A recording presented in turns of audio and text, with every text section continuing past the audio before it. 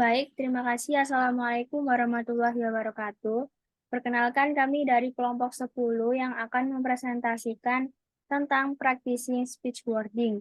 Dan di pembahasan kali ini, saya tidak sendirian karena saya ditemani oleh rekan saya, Ahmad Hasan Burhani, dan saya sendiri, Zafira Ubeda Pranita. Selanjutnya, pembahasan kali ini ada 5 pembahasan. Yang pertama ada gaya lisan, yang kedua berbicara dengan akurat, yang ketiga berbicara jelas, yang keempat berbicara dengan jelas, dan yang terakhir ada berbicara benar.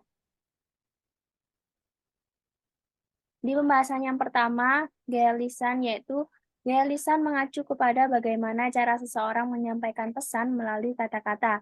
Ada 4 hal penting yang harus diperhatikan. Dan yang pertama ada gaya lisan yang efektif yang cenderung ke arah kalimat pendek dan bahasa yang akrab. Yang kedua ada gaya lisan yang efektif menonjolkan kata ganti orang jamak.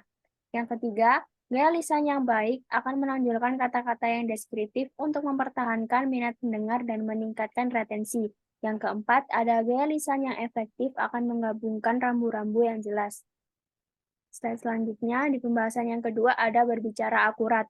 Nah, berbicara akurat ini merupakan penggunaan bahasa yang akurat, yakni menggunakan kata-katanya yang menyampaikan maksud kita secara tepat. Berikut ada 4 alasan mengapa berbicara akurat itu tidak sederhana. Yang pertama, bahasa adalah simbol. Yang kedua, kita tidak dilahirkan dengan mengetahui suatu bahasa kita, namun harus mempelajarinya. Dan yang ketiga, meskipun setiap bahasa memiliki sistem sintaksis dan tata bahasa, setiap pengucapan kata adalah tindakan yang kreatif. Yang keempat, meskipun dua orang mungkin mengetahui kata-kata yang sama, namun mereka tidak mungkin menafsirkan arti kata-kata tersebut secara berbeda. Selanjutnya,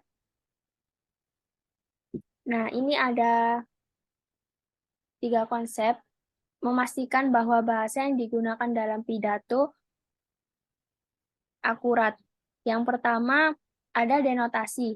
Denotasi merupakan kalimat yang sesuai dengan yang dijelaskan dalam kamus. Yang kedua, ada dialek.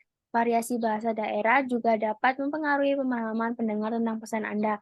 Yang ketiga, ada makna tambahan, yakni evaluasi yang kita kaitkan dengan sebuah kata konotasinya mewarnai makna yang kita berikan. Selanjutnya,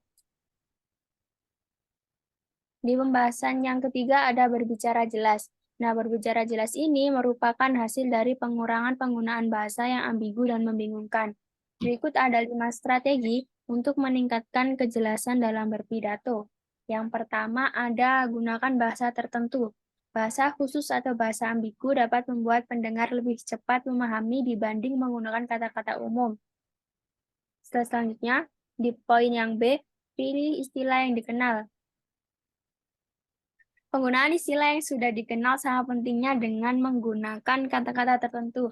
Namun hindari jargon, slang singkatan, dan akronim kecuali mendefinisikannya dengan jelas saat pertama kali digunakan dan menggunakannya adalah inti dari tujuan pidato. Poin selanjutnya yang ke C, berikan detail dan contoh. Terkadang kata yang kita gunakan mungkin tidak sinonim yang konkret atau tepat. Dalam situasi ini, kejelasan dapat dicapai dengan menambahkan detail atau contoh. Yang poin D, batasi jeda suara. Jeda vokal adalah kata-kata yang tidak perlu dimasukkan ke dalam kalimat untuk mengisi saat-saat ini. Poin yang terakhir ada peka terhadap perbedaan budaya.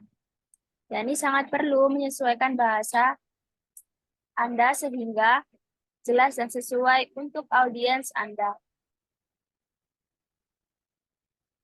Di pembahasan selanjutnya akan dijelaskan oleh rekan saya, Mata Sembrani. Saya persilakan.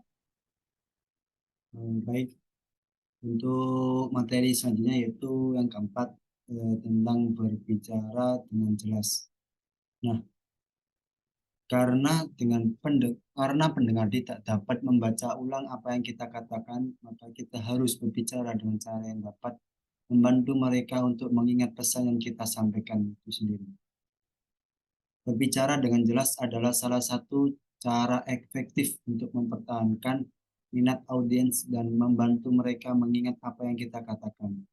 Nah, untuk poin-poin yang menjelaskan tentang berbicara dengan jelas, yang pertama yaitu gunakan bahasa sensorik. Nah, Bahasa sensorik itu merupakan bahasa yang menarik bagi indera penglihatan, pendengaran, dan pengecapan, penciuman, dan perasaan. Selanjutnya, poin yang kedua, gunakan perumpamaan dan struktur pembicaraan. Nah, perumpamaan membuat perbandingan mencolok antara hal-hal yang tidak jelas sama dan membantu pendengar memvisualisasikan atau menginternalisasikan apa yang akan Anda katakan. Struktur pidato menggabungkan ide-ide dengan cara tertentu. Ada beberapa perangkat ini dapat berfungsi untuk membuat pidato Anda lebih berkesan selama tidak digunakan secara berlebihan.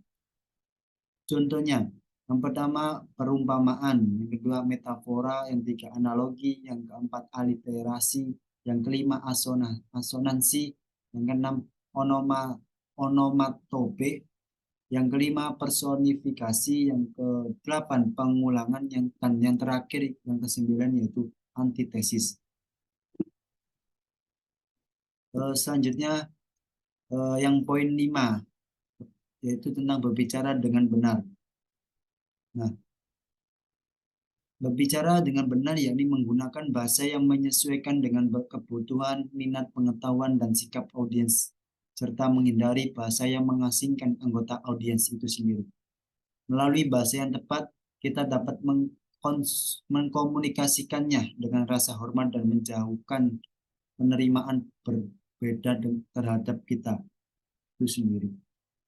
Beberapa panduan yang harus diikuti saat memilih cara untuk mengekspresikan ide-ide kita. Poin yang pertama, menyesuaikan formalitas bahasa dengan acaranya. Bahasa yang harus sesuai formal untuk acara tersebut itu sendiri. Tujuannya agar dapat menyesuaikan antara bahasa kita, acara, dan audiens tersebut.